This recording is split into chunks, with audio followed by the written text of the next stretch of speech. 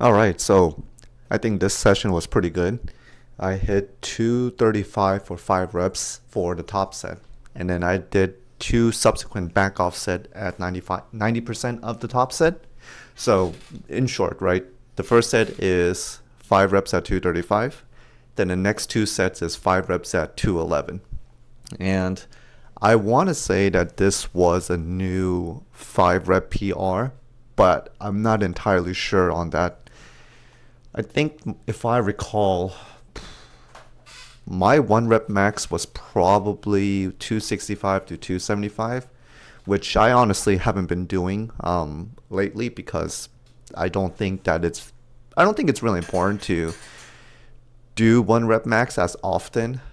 Um, well, let me take it back. So what I'm saying is that for my personal goals, I don't think it's important, right? I think that 5 reps is just as good as 1 rep. And if I can make progress using 5 reps, then why bother with the 1 rep? Now, I'm not saying that's a right way to approach it. I have done singles in the past, but I just like doing 5 reps more. I think it's a good blend of strength and size. But anyways, 5 reps, uh, almost a new PR. For sure, I never done 5 reps at 240, so that will be a new PR.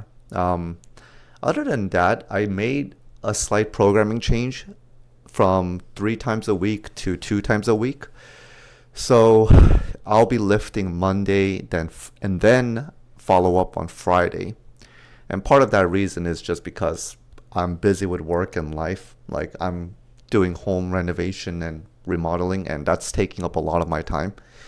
So that's number one. And, just work is busy and all that. So I think it'll be a good idea to take advantage of my situation and just run an experiment and see how well 2 days a week goes. Now, from my past experience, 2 days a week wasn't bad, but it wasn't as good as 3 days a week in terms of strength acquisition. But I would also say that my programming back then it wasn't as good as right now, to say the least. But we're gonna see. I'm gonna play around with it. I'm gonna try to do 2 times a week. I think one other thing that I've noticed was it really does depend on when I do my strength training alongside with jiu-jitsu training, right?